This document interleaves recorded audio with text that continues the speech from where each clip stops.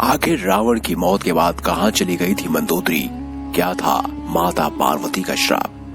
आप देख रहे हैं महादेव दर्शन। दोस्तों, धर्म ग्रंथ रामायण के अनुसार लंका के राजा रावण की भगवान राम के साथ युद्ध में हार हुई थी और उसके बाद उसकी मृत्यु हो गई।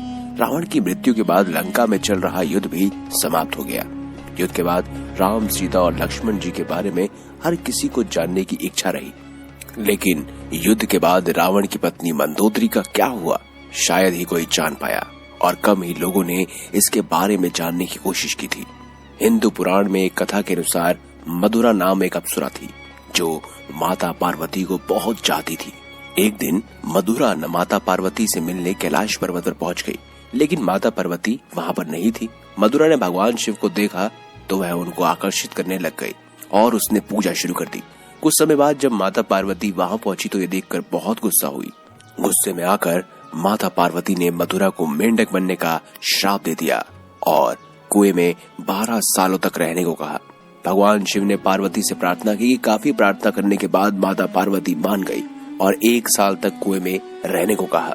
वो दोस्तों कोई और नहीं बल्कि मंदोदरी थी। मंदोदरी 1 साल तक कुएं में पूजा करती रही। वहीं दूसरे और असुरों के देवता मायासुर और पत्नी हेमा के 2 पुत्र थे। वो चाहते थे कि दोनों की एक बेटी हो। बेटी के लिए दोनों कई सालों तक कठोर तपस्या कर रहे थे। इसी दौरान 1 साल बाद मथुरा कुएं से असली रूप में आ गई और मदद के लिए पुकारने लगी। मथुरा की आवाज सुनकर